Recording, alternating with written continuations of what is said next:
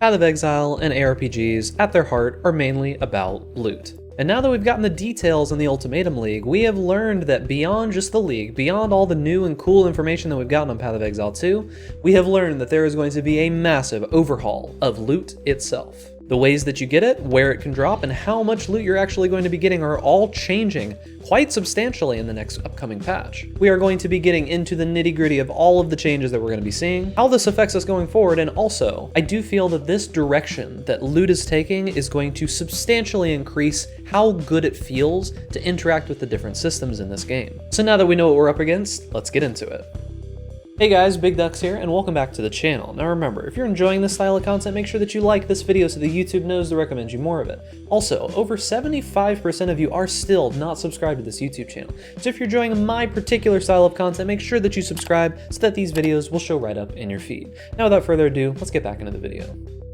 You're probably wondering, Big Ducks, what do you mean by some of the most huge loot changes that we've gotten in some time? Well, what I mean is that not only are we buffing the amount of items that can drop from the core pool of items, we are also changing what can drop from almost every League mechanic in the game. We're talking pretty much any historic League mechanic, there's gonna be some kind of changes to it, and there are a lot of them to go over, so that's what we're gonna be doing in this video. First and foremost, one of the biggest changes that we are getting is that the base core loot pool, as it says right here, in Ultimatum we've buffed the core drop pool with more valuable items defined from any content in Path of Exile, including Headhunter. What this means is that items are now going to be able to drop anywhere. There's going to be a huge selection of items.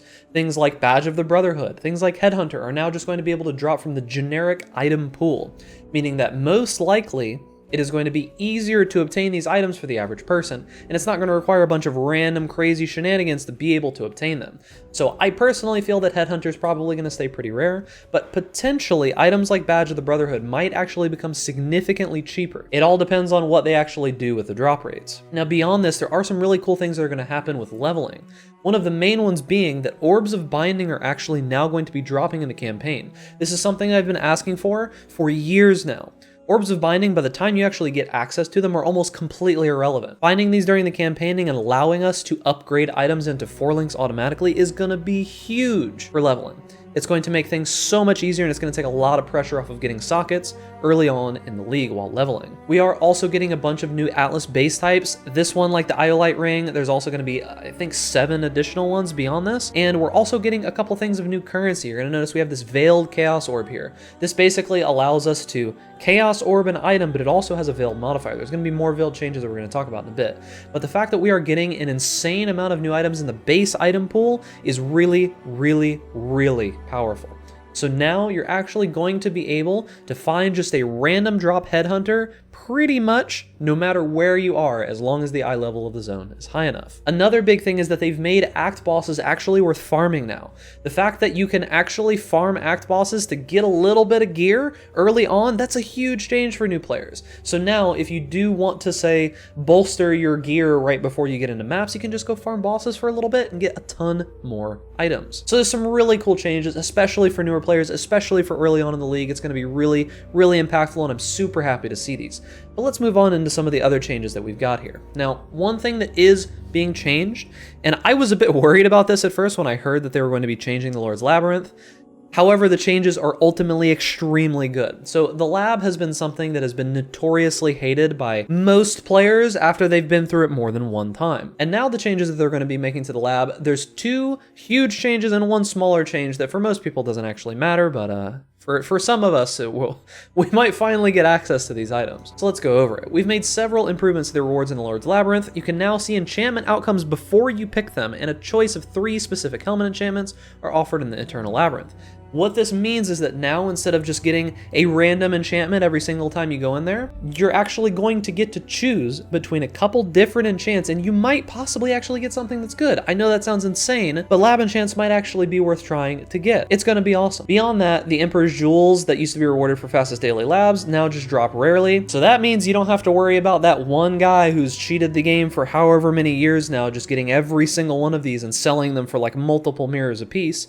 You might actually be able to get get some of these jewels yourself, even if you don't have 100 mirrors to your name. That's a pretty cool change.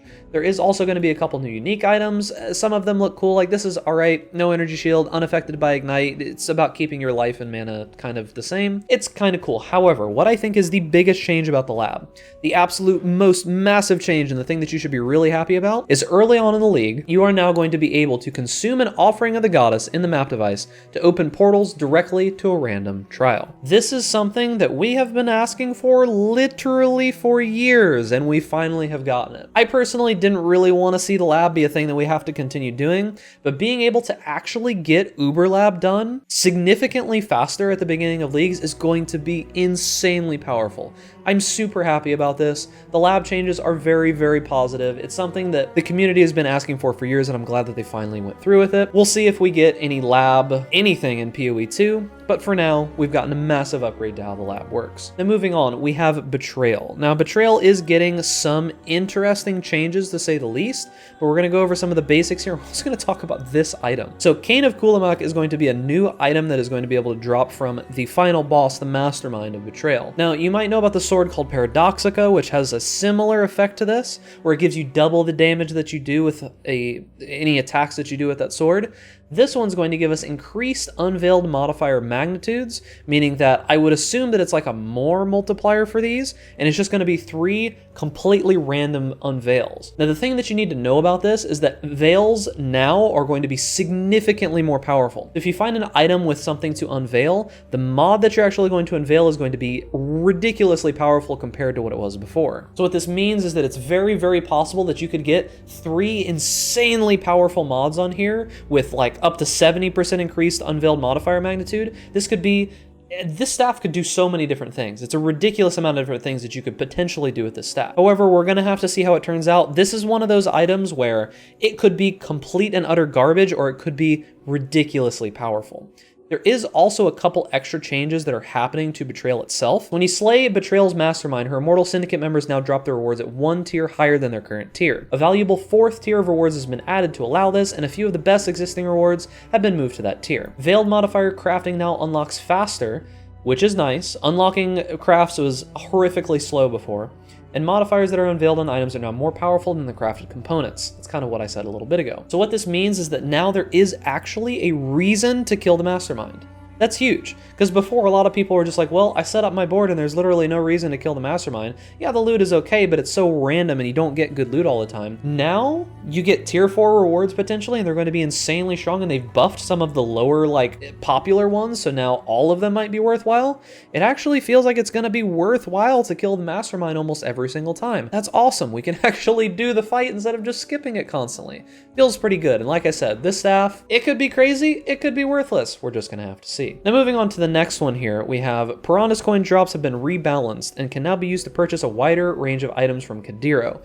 We've rebalanced essences so that they are generally stronger and have allowed screaming essences to reroll rare items. There are also 4 new unique Abyss jewels, which alongside other rebalanced Abyss jewels are now best found from Abyss chests, and they've added Abyssal Scarabs.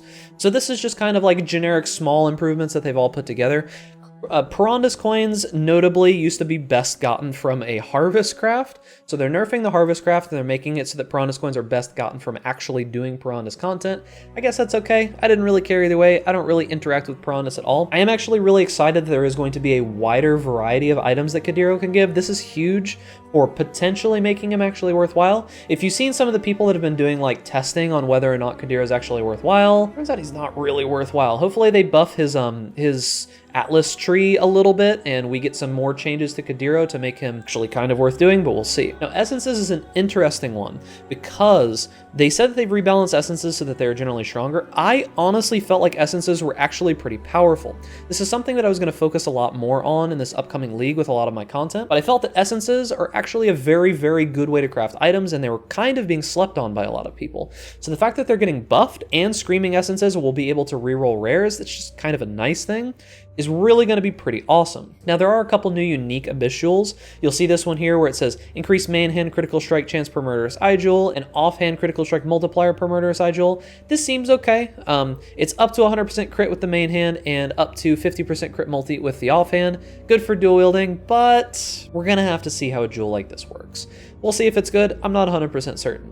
You will notice that the jewels themselves are actually going to get some pretty big buffs. Jewels are going to be quite nice now. I mean, Abyss jewels were already really powerful. They're making them even more powerful. So, I mean, there's basically going to be no reason not to have an Abyssal belt. You're going to want the Abyssal socket in the belt. There's nothing else that's ever going to be worth it anymore with how good these are going to be. We're also finally getting some scarabs for all of these extra things that we haven't had before. They're also making it so that these higher tier essences are only available through actually using the high tier corruption essence on high tier essences themselves. So that's pretty interesting. It does look like some things with the high tier essences are getting reworked a little bit, getting some interesting cool modifiers on here, so we'll have to see how that goes. Now this next one is actually pretty interesting. They've added a few new beastcrafts, and they have also removed the ability to split items infinitely.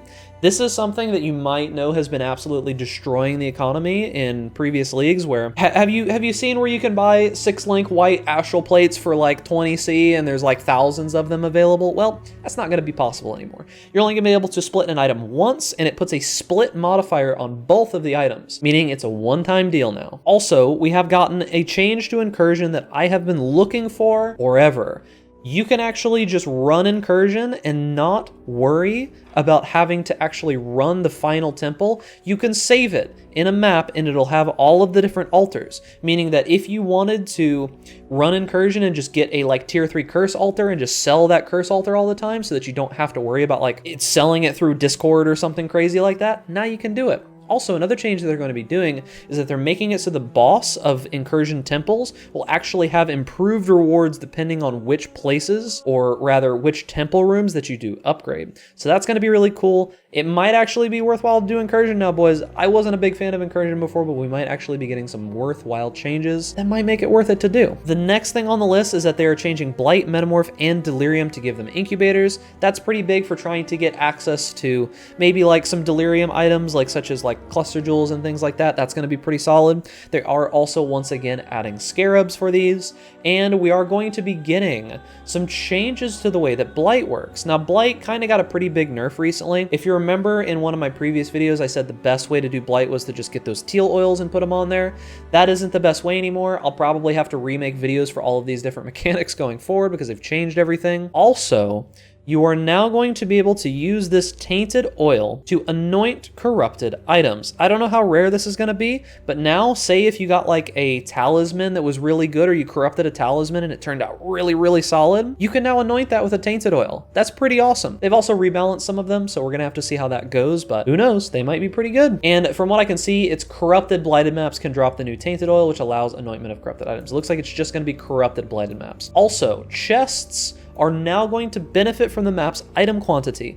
This is really big. What this means is that you can actually roll blighted maps with like meaningful modifiers and potentially get even more value out of them. So now when you're doing these super high tier blighted maps, you're really going to want a super powerful build meant for doing these maps. So I'll probably have to make an updated guide on Blight. We'll see how this turns out. We'll see if it's any good. Who knows? They're also making crit and speed catalysts. Insane. That's going to be really, really powerful, especially the crit one in my opinion. And then the last thing that we're going to be talking about here is they are going to be making some changes to Atziri and some of the items that she drops. This is really going to be pretty cool. Now, there's 2 items and we're going to talk about them here in the moment. There might be more, I'm not 100% certain, but the basics of what they're saying here is that the additional league mechanics, like if you remember before, it's basically like, well, it's just a 10% chance for it to spawn in maps. Well, now instead of that, it's going to be just an 8% flat across the board for everything, and they're going to be buffing like the drop rates of a couple different interesting things like Atziri. So she's going to be having her exclusive sacrificial garb base type being buffed, and they're going to be adding some new uniques. Now we have gotten a preview of some of these, so the Atziri Splendor Garb is now going to be giving us +1 level of all Vol skill gems. Now I'm curious to see, does that implicit mean that if you have like a Vol Blade Vortex, it also increases the level of the normal Blade Vortex? I'm not 100% certain, and we're going to have to see, but this chest piece might actually be pretty decent now. It's got good stats, good resistances, and you gain some life and mana on kill, and there's a couple different types of the sacrificial garb, so maybe we can get some good ones. However, the most interesting thing about this is the staff. I don't know what to think about this, but It says grants level 20 Queen's Demand skill. I don't know what Queen's Demand does yet. It could be any of her abilities that we're used to, but you'll see below it says Queen's Demand can trigger level 20 Flames of Judgment and Storm of Judgment. I would assume that the Flames of Judgment and Storm of Judgment are her two abilities, the red and the yellow little like spots on the ground that she can spawn. That's what I would assume that this is. It also says you can't be stunned, and it also says damage cannot be reflected. That is pretty powerful depending on what that Queen's Demand skill is. If the Queen's Demand skill is really good, this could be a pretty interesting staff. And last but not least, they did want to tell us, yes, we're nerfing some stuff. We know that the Harvest nerfs are coming through. They also are making a very strange nerf to Talismans. If you remember, Talismans got kind of like upgraded to where they're kind of decent now, where they just rolled pretty well and they had something anointed already. Yeah, so the Talismans apparently aren't going to drop with the well-rolled mod system anymore for some reason. And then there's also the Harvest nerfs. I'm not exactly sure why they decided to do that, but it is what it is. So there is a lot to take in here. There is so many things changing on loot. There's going to be a ton of new ways to be able to make currency. You could potentially be farming all kinds of different stuff coming into the next league, and this is one of the most important things that I think that PoE needs going forward, and that is player agency. We got a little bit of this on the last big patch, which gave us the Atlas trees. We're going to see what they do to the Atlas trees, because there's probably going to be some changes. I'll most likely make a video about that with my updated thoughts on all the Atlas trees and what's good. And yeah, I mean, we really are getting a bunch of new ways to make currency, a bunch of new ways to farm, and a bunch of new ways to get some pretty powerful gear. So let me know down in the comments, do you like these changes to loot? I think that they're amazing. I think that this is going to be a really good step forward for PoE, and I really, really hope that we see more stuff like this in the future. So let me know down in the comments what you think about it. So remember guys, if you enjoy my content, make sure that you like this video, subscribe to the YouTube channel for more content similar to this, and stay safe out there in great class. And I'll see you guys in the next video.